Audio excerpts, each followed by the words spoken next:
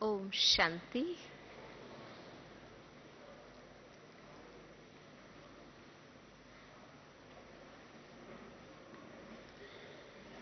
हम सभी मधुबन पहुंच गए हैं। विशेष प्यारे बाप दादा से और हमारी दादियों से, हमारे वरिष्ठ भाई बहनों से और इस बेहद के ईश्वरीय परिवार से मिलन मनाने के लिए, क्योंकि हमारा लक्ष्य है कि बाबा ने हमें सत्य ज्ञान देकर जो नया अलौकिक ब्राह्मण जीवन दिया है, ईश्वरीय परिवार दिया है, उस परिवार के साथ न केवल वर्तमान जन्म में लेकिन पूरे चक्र में हमारा साथ रहे और ड्रामा के अंदर हम आपस में भिन्न भिन्न नाम रूप से मिलते रहें और पार्ट बजाते रहें, क्योंकि यही सब आत्माएं वर्ल्ड ड्रामा की श्रेष्ठ आत्माएं हैं। तो जब लक्ष्य है हमारा भविष्य 21 जन्म सतयुग त्रेतायुग के और आगे भी ड्रामा में हम साथ साथ रहें और पार्ट बजाएं, एक दो से सुख पाएं, सुख दें और अपनी उन्नति करते रहें, तो उसके लिए अभी आवश्यक है इस अलौकिक जन्म के अंदर विशेष 2 पुरुषार्थ हमें करने हैं। एक पुरुषार्थ है संस्कार परिवर्तन का, माना मुझे स्वयं के संस्कारों को बदलना है, क्योंकि ड्रामा में पार्ट प्ले करते करते कलयुग अंत पर हम पहुंच गए हैं, जहां आत्माएं तमो प्रधान स्थिति को प्राप्त हो गई हैं, जिसके कारण ही पिछली मुरली में भी बाबा ने बताया था कि 3 बातें हैं जो परेशान करती हैं। एक है चंचल मन, दूसरा है भटकती बुद्धि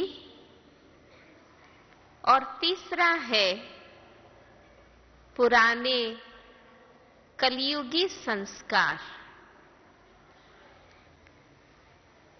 चंचल मन को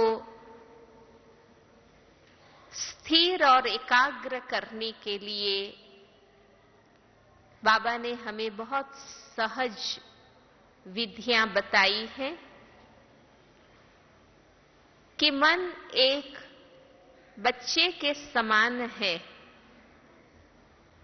जैसे बच्चा चंचल होता है, तूफानी होता है, स्थिर नहीं बैठ सकता है, ऐसे ही मन की स्थिति भी है। तो मन को स्थिर और एकाग्र करने के लिए एक तो विधि बाबा ने हमें ये सिखाई है कि मन को बिजी कर दें, बच्चे को आप बिजी कर देंगे खेलने में, खिलौने में, तो वो मस्ती तूफान करना छोड़ देगा, उस खिलौनों को खेलने में बिजी हो जाएगा। तो हमें भी बाबा ने सेवा की प्रवृत्ति इसलिए ही दी है कि हम सेवा में व्यस्त रहेंगे तो व्यर्थ में हम नहीं जाएंगे, मन भटकने का कारण नहीं रहेगा, क्योंकि हम व्यस्त हैं। इसलिए जो लौकिक में आवश्यक है वो कार्य वो जरूर हम करें, चाहे घर गृहस्थी के हों, नौकरी धंधे के हों, जो आवश्यक है वो कार्य हम करें और बाकी जो समय बचता है वो सेवा में हम व्यस्त हो जाएं, क्योंकि सेवा के द्वारा ही हम योग में जा सकेंगे। 24 घंटा योग तो नहीं कर सकते हैं, लेकिन सेवा के द्वारा ऑटोमेटिक हमारी बुद्धि बाबा में जाती रहेगी। दूसरा है, जैसे घर में बच्चा छोटा है, चंचल है और मां को अपना काम भी करना है, तो माताएं क्या करती हैं? बच्चे को बाप के हवाले कर देती हैं कि भाई थोड़ा टाइम आप संभालो तो मैं खाना बना लूं, कुछ काम कर लूं। ऐसे करती है ना माताएं? हाँ? तो हम भी मन को बाप के हवाले कर दे। मन मना भव बाबा कहते हैं ना कि बाबा आप इस मन को थोड़ा समय संभालिए ताकि मैं और काम कर सकूं।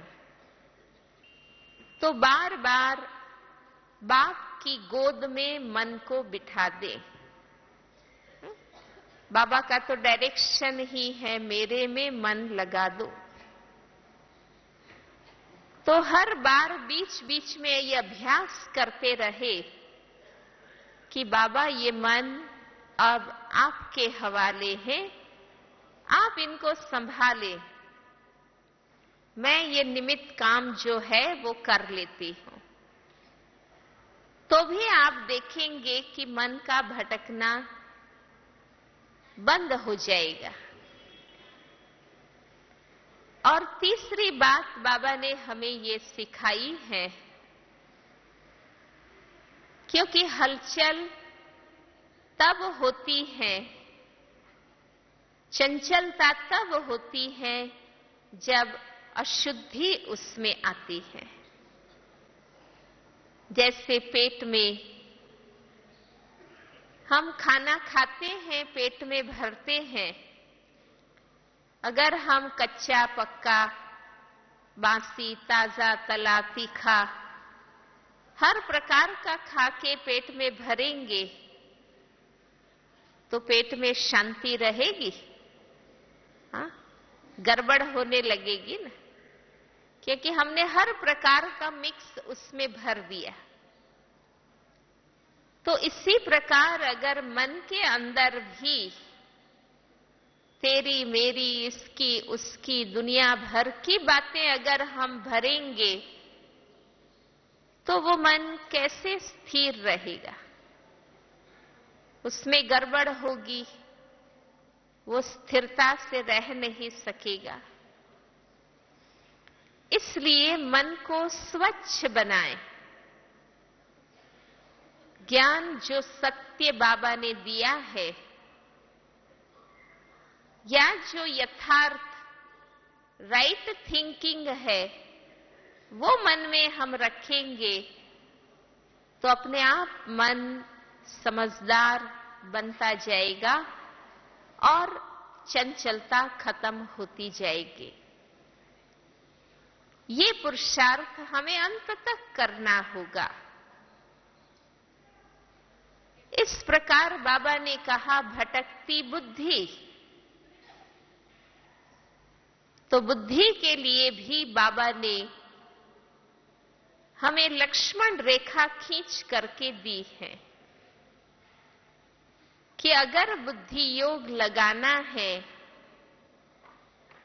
तो एक निराकार बाप से लगाना है। ये मर्यादा बाबा ने खींच के दी है। 2-3 दिन पहले ही बाबा की मुरली में पूरी मुरली उस विषय पर थी। बार बार बाबा ने कहा कि देहधारी को याद नहीं करना है। देहधारी को याद किया माना निष्फल। देहधारी पर आसक्त नहीं होना है, देहधारी पर बलिहार नहीं जाना होता है। देहधारी को याद करना माना दुर्गति को पाना।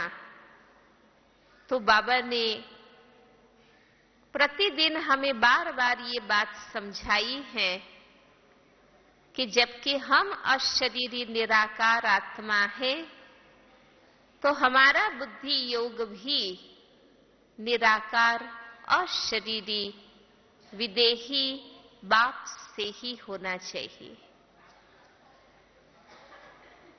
और अगर हमें बुद्धि लगानी है तो या तो हम अपने घर से लगाएं जहां हमें वापस जाना है। बाबा कहते हैं कि जहां जाना होता है वहां बुद्धि योग लग जाता है। तो अब हम बच्चों को बाबा ने प्रोग्राम दे दिया है कि अब वापस घर जाना है, तो घर से योग लग जाना चाहिए। आज की मुरली में भी बाबा ने कहा, अब तक तो बाबा ये कहते थे कि मौत सामने खड़ा है, आज तो बाबा ने कह दिया कि मौत सिर पर सवार है। तो ये टाइम का सिग्नल बाबा ने दे दिया है। तो जहां जाना है अपने असली घर, हमारा उस घर से बुद्धि योग लगे। या तो बाबा कहते हैं राजाई वर्षा सुखधाम से बुद्धि योग लगे। आज भी बाबा ने कहा ना कि पुरानी दुनिया से ममत्व मिटा दो, अब नई दुनिया नए दैवी संबंध से बुद्धि योग लगाओ।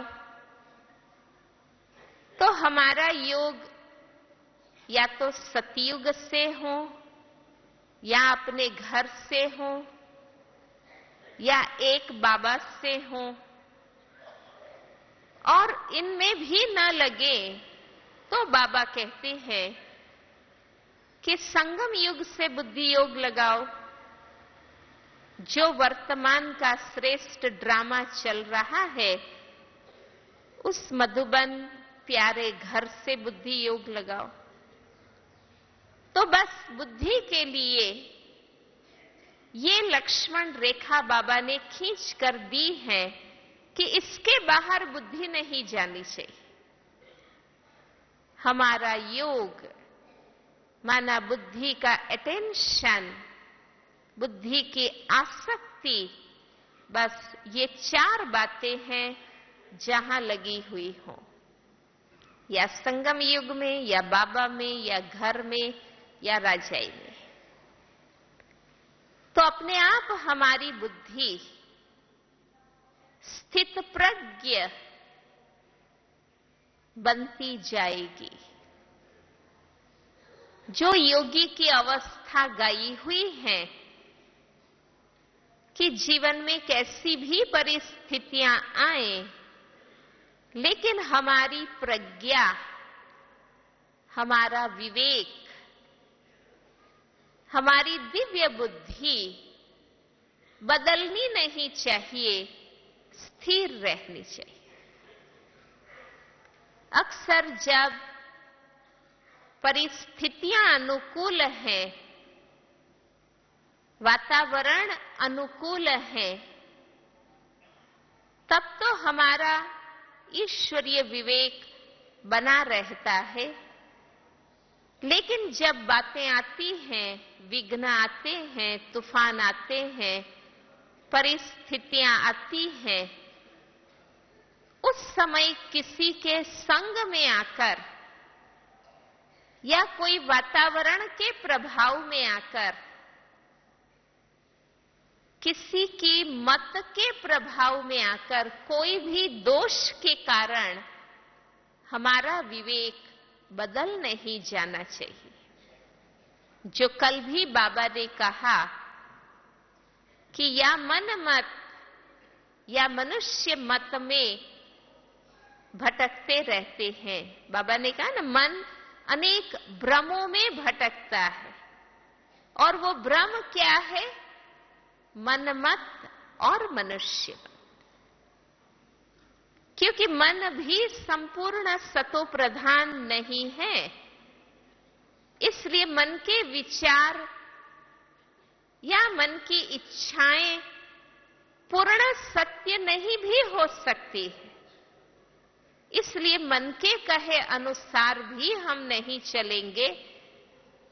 और मनुष्य के लिए भी हम जानते हैं कि मनुष्य अल्पज्ञ है, इसलिए मन मत और मनुष्य मत ही वो भ्रम है, भ्रमणा है, जिसमें हम भटक जाते हैं। तो हमें एक श्रीमत पर ही चलना है, तो हमारा विवेक सदा स्थिर रहेगा। कितना भी हमें कष्ट हो, अपमान हो, कुछ ना भी मिलता हो, तो भी हमारा विवेक बदलेगा नहीं, हम स्थित प्रज्ञा रख सकेंगे। और तीसरी जो सूक्ष्म बात है, वो है पुराने संस्कार, जिसके विषय में बात करने के लिए अभी हम एकत्रित हुए हैं। संस्कार परिवर्तन की बात। जब संस्कार परिवर्तन की बात हम करते हैं, तो इससे दो बात सिद्ध होती है कि वर्तमान संस्कार जो हैं, वो हमारे ओरिजिनल नहीं है, उसमें परिवर्तन आया हुआ है। जरूर हमारे ओरिजिनल संस्कार और है, और अभी जो हमारे नंबरवार पुरुषार्थ के अनुसार जो संस्कार है, वो परिवर्तन को पाए हुए संस्कार है। तो हम फिर से उसमें परिवर्तन करके अपने असली ओरिजिनल संस्कारों में आना चाहते हैं। क्योंकि संस्कार वो सूक्ष्म प्रभाव है कर्मों का, जो जन्म जन्मांतर बार बार करते रहने से आत्मा में रिकॉर्ड हो गया, दृढ़ बन गया। और ये हम आप सब जानते हैं कि मनुष्य जो भी कर्म करता है, वो संस्कारों की प्रबलता अनुसार करता है।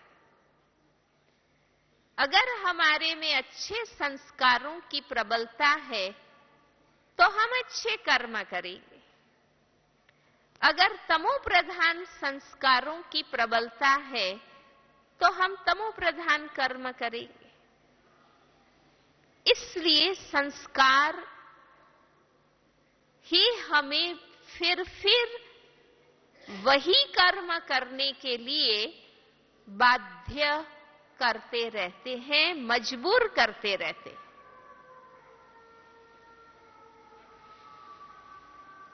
तो संस्कार ही वो सूक्ष्म परिबल है जो फिर वही कर्म करने के लिए वो हमें विवश करता है, मजबूर करता है, बाध्य करता है।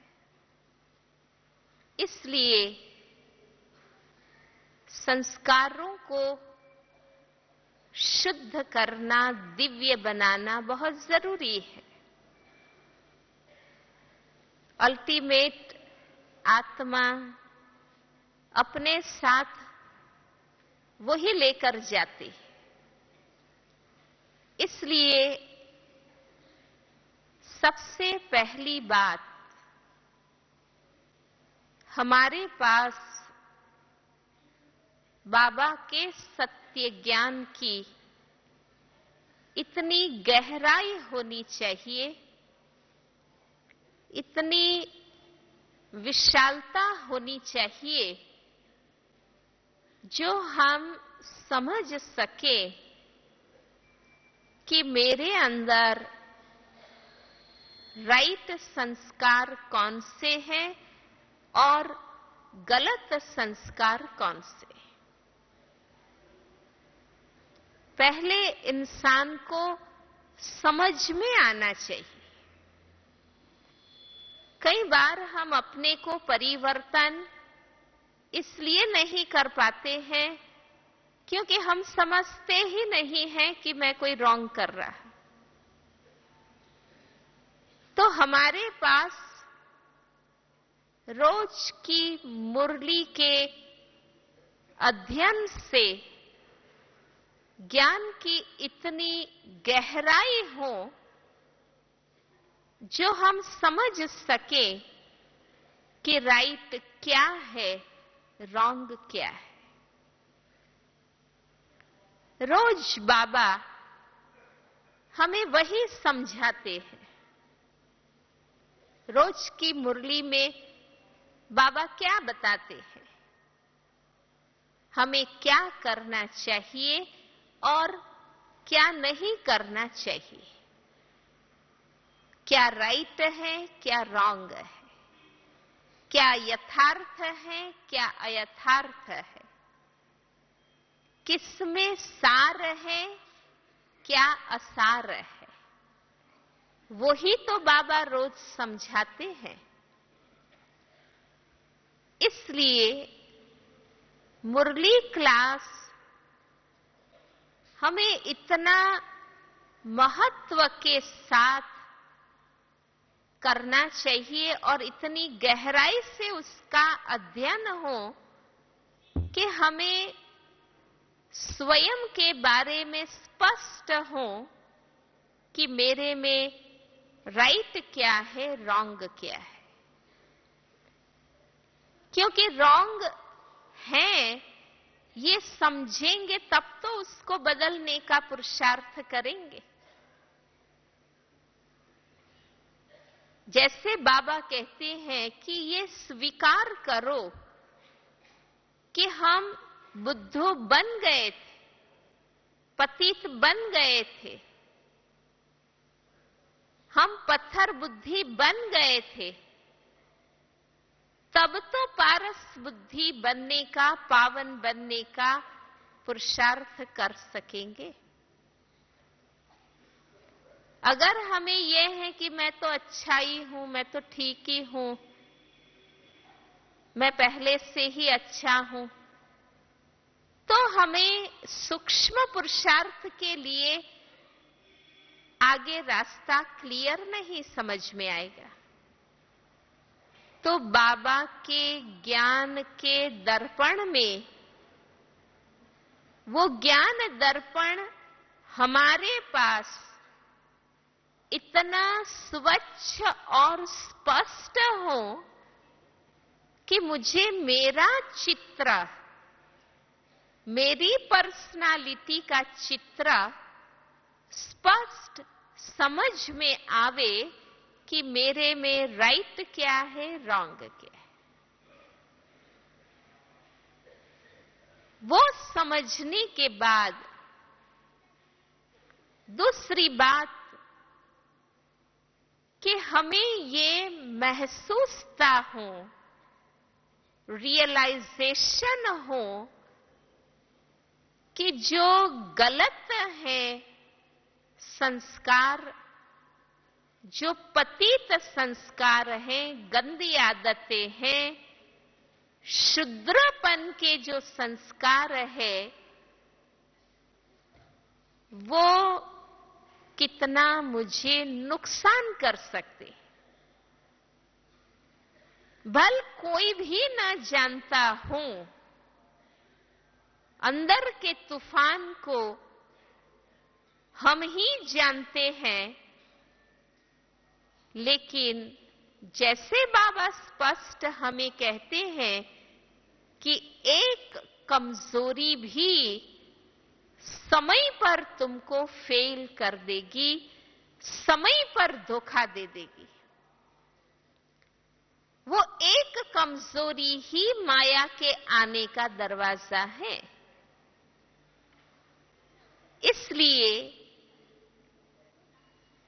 मुझे ये महसूसता हो कि ये एक कमजोरी भी, एक गलत आदत भी, एक पतित पुराना संस्कार भी मुझे कभी भी ले डूबेगा, मेरे किए करे पुरुषार्थ पर पानी फेर देगा। इसलिए हम मिथ्या संतोष न अनुभव करें कि वैसे तो मैं ओवरऑल ठीक हूं, बस एक ही तो मेरे में कमजोरी है। वैसे तो मैं ठीक ही हूं, बस एक ही तो मेरे में अवगुण है, एक ही तो मेरे में गलत आदत है। लेकिन वो एक कमजोरी पूरे रावण को वापस ला सकती है। बाबा कहते ना कि एक अंश फिर से पूरा वंश खड़ा कर देगा। और रावण के 10 शीश आप जानते हैं कि एक दो से जुड़े हुए हैं। एक भी अंदर घुसेगा तो 10 धीरे धीरे अपने आप अंदर घुस जाएंगे। इसलिए बाबा कहते हैं ना कि ये विकार जो है वो जहां जाते हैं वो मित्र मंडल परिवार सहित जाते, वो अकेले नहीं आते। एक विकार पूरे परिवार को वापस लेके आता है, साथ साथ अंदर प्रवेश कर जाता है। इसलिए एक तो हमारा लक्ष्य स्पष्ट हो कि मुझे बनना है तो संपूर्ण निर्विकारी बनना है। ऐसा नहीं थोड़ा बहुत, ऐसे नहीं यथाशक्ति जितना हो सके, नहीं, बनना है तो मुझे संपूर्ण निर्विकारी बनना है, बाप समान ही बनना है। इसलिए कोई एक भी संस्कार, आदत गलत हो तो मुझे उसको खत्म करना ही है, क्योंकि समय पर ये एक कमजोरी मुझे फेल कर देगी। तो गहरी महसूसता हो कि ये कितना नुकसान कर सकती।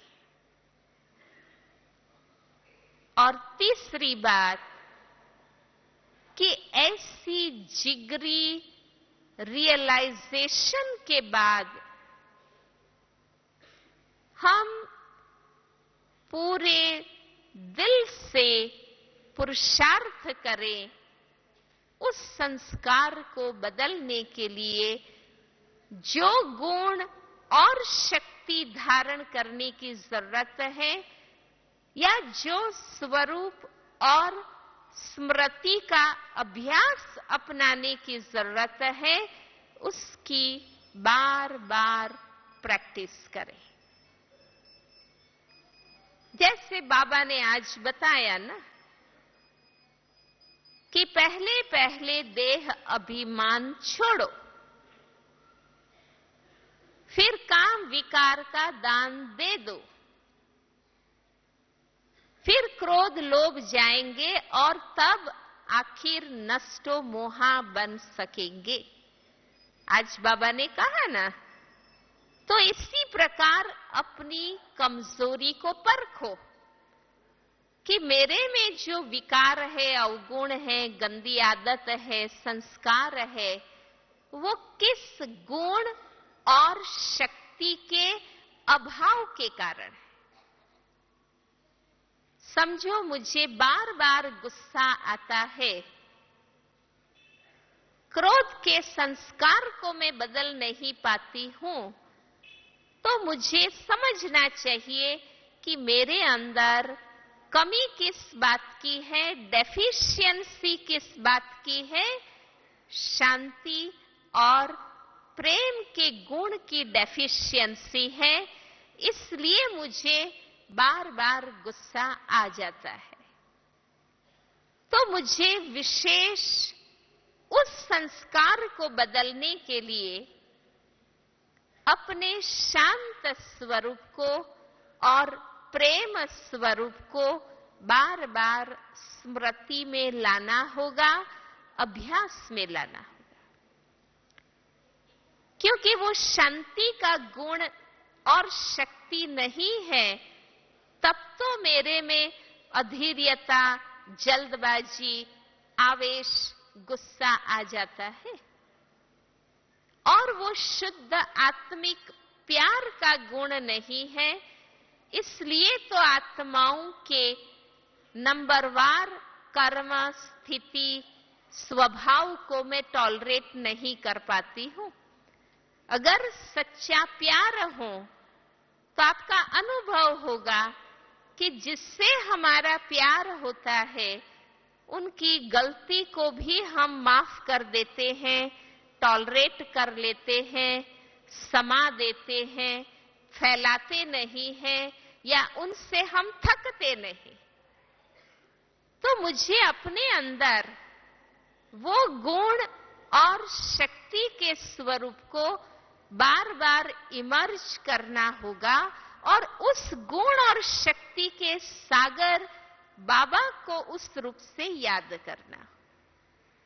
मान लो मेरी बुद्धि बार बार देहधारी में फंसती है, मुझे शरीरधारी के प्यार का आकर्षण होता है, तो मुझे अपने अंदर ओरिजिनल, शुद्ध, पवित्र स्वरूप को इमर्ज करने की आवश्यकता है और देह से डिटैच रहने की प्रैक्टिस करने की जरूरत है।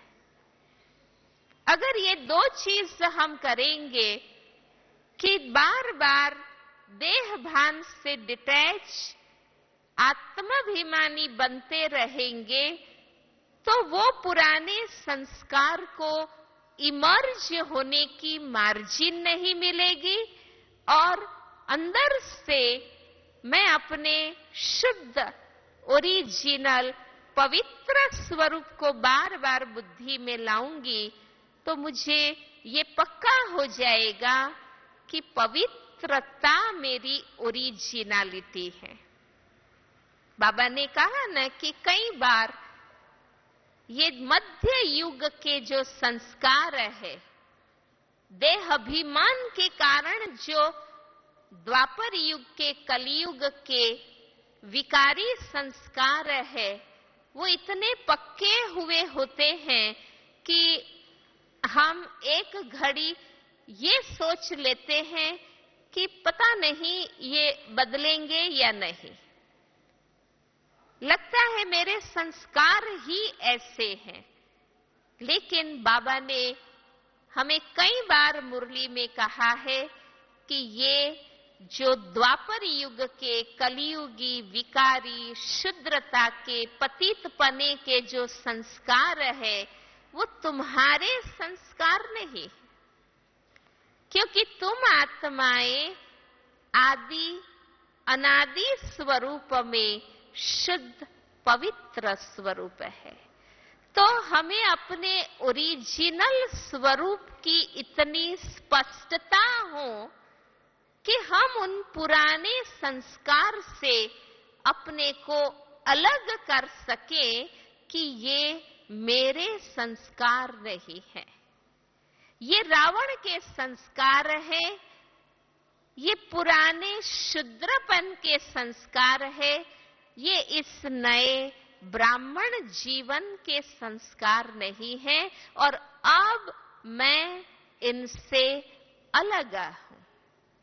तो अंदर से खुद को डिटैचमेंट आएगा और अपने शुद्ध पवित्र स्वरूप को बार बार हम इमर्ज करेंगे, तो वो संस्कार धीरे धीरे धीरे खत्म होते जाएंगे।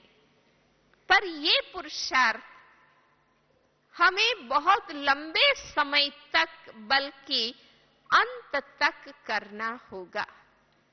बाबा साकार मुरली में ही कई विधि हमें बताते हैं कि माया का काम है तूफान लाना, लेकिन तुम्हारा काम है अंत तक ज्ञान और योग का पुरुषार्थ करते रहना।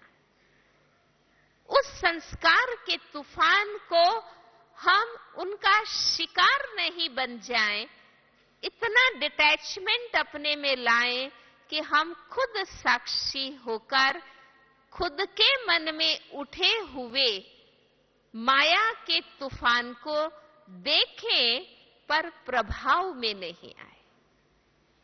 तो मुझे उसके लिए अपने आप के पीछे मेहनत करनी होगी और अपने को गलत रूप से चलाते रहने की आदत नहीं होनी चाहिए।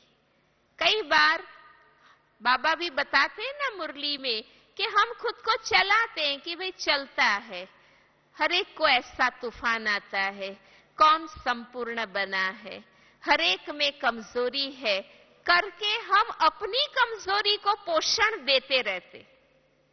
दूसरों की कमजोरी की बात करके हम अपनी कमजोरी को बल देते रहते हैं कि कोई बात नहीं। लेकिन आध्यात्मिक उन्नति की पहली शर्त है स्वचिंतन, स्वदर्शन और खुद के प्रति फोकस रहना। अगर हमने इधर उधर दूसरों को देखते हैं तो खुद की उन्नति हम नहीं कर सकते। तो ये है कि हम संस्कार को बदलें। और दूसरा पुरुषार्थ इस ब्राह्मण जीवन में है संस्कार मिलन, क्योंकि हमारा ज्ञान और योग प्रवृत्ति मार्ग का है। यहां हमें कोई अलग अलग रहकर तपस्या या सेवा नहीं करनी है। बाबा ने हमें प्रवृत्ति में रहते हुए योगी बनना कहा है, सेवा भी हमें संगठन में रहकर करनी है। इसलिए जहां संगठन में रहना है, प्रवृत्ति में रहना है, तो पुरुषार्थ और सेवा वहां ही हो सकेगी जहां आपस में संस्कार मिलन हम करेंगे।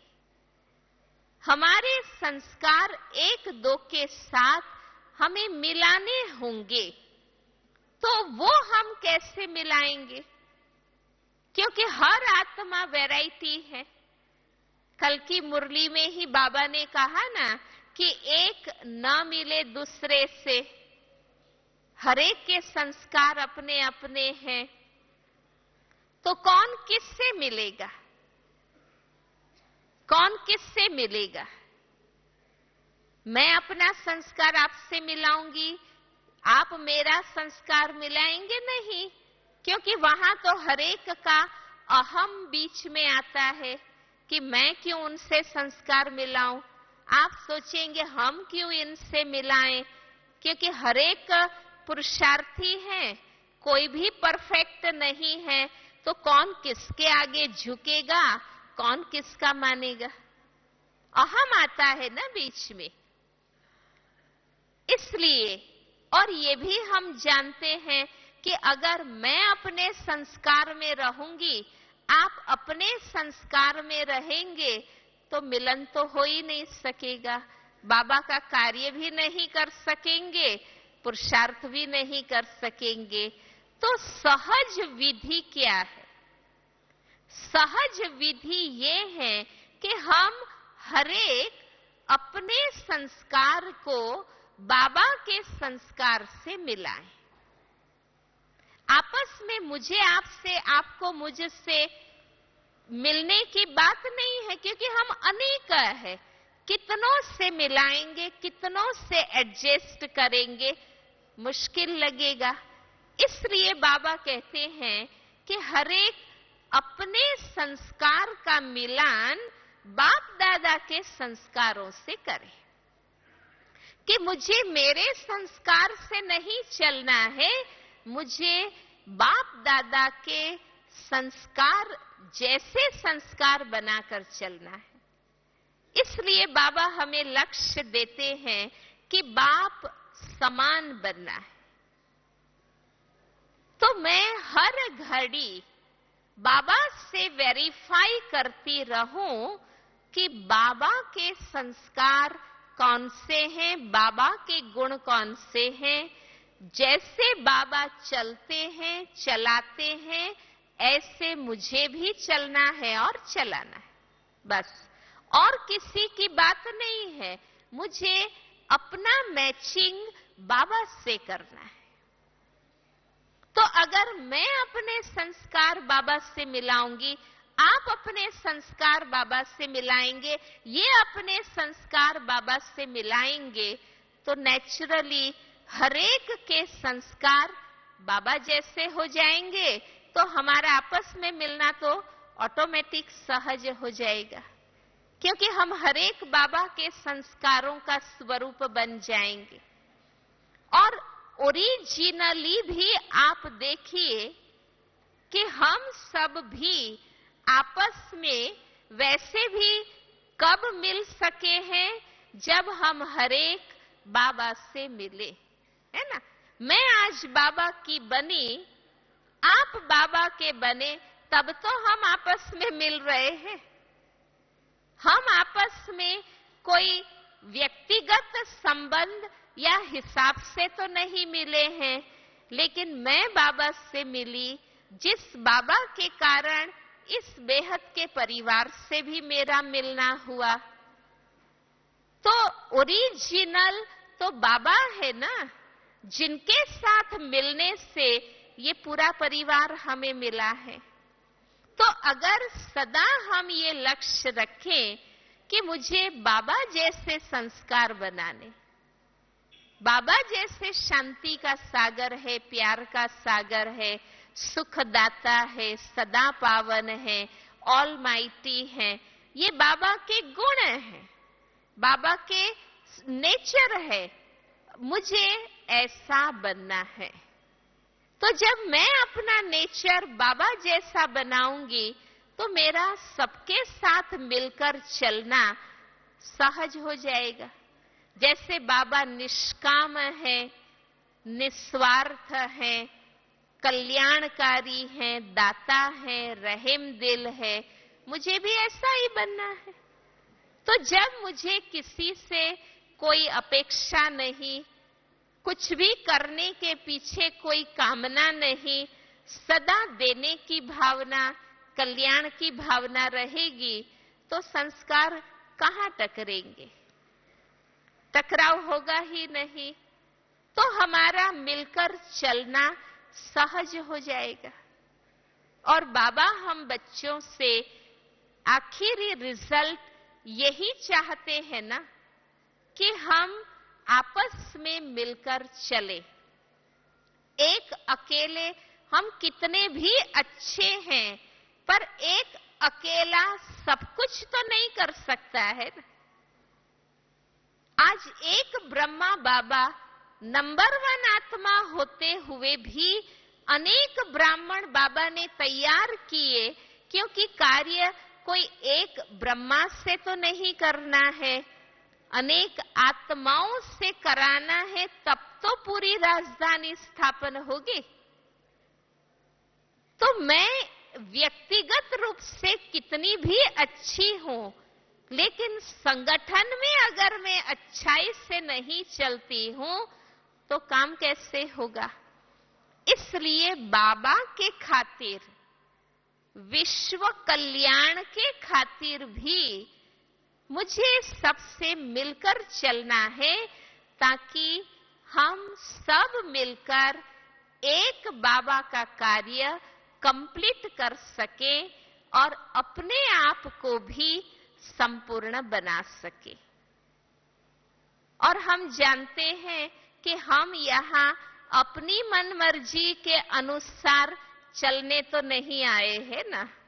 हमने ये अलौकिक जन्म लिया है, हम इस ईश्वरीय परिवार के बने ही इसलिए हैं कि हम श्रीमत पर चलें, बाबा जैसे बनते चलें और बाबा का कार्य करते चलें। तो अगर ये बात हम बुद्धि में रखते हैं तो हम प्रैक्टिकल रिजल्ट ला सकते हैं। जो सतयुग का गायन है कि शेर और बकरी एक घाट पर पानी पीते थे, वही सिचुएशन अभी हम बना सकते हैं कि कितनी भी कड़े संस्कार वाली आत्मा के साथ भी हम चल सकेंगे, शुभ भावना रख सकेंगे, टकराव को होने नहीं देंगे और बाबा के इस घर में, परिवार में, सेवा के क्षेत्र में शांति और प्रेम बना के रख सकेंगे। क्योंकि बाबा ने हमें विधि सिखाई है कि कोई कड़े संस्कार वाला है तो आप माइल्ड संस्कार के बन जाओ। जहां जरूरत है वहां शक्ति रूप बनो, वरना स्नेह स्वरूप बनो। वैसे प्यार से चलो, अंदर से न्यारे हो जाओ। ये सारी मेथड बाबा ने हमें सिखाई है।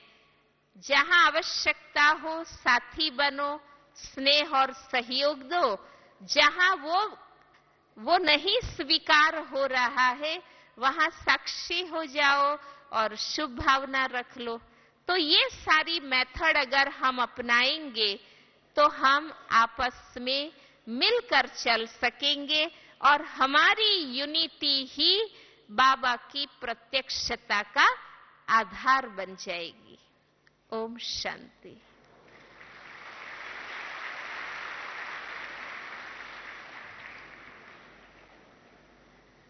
आज वैसे भी दादी जी के प्रति भोग लगाया जाएगा।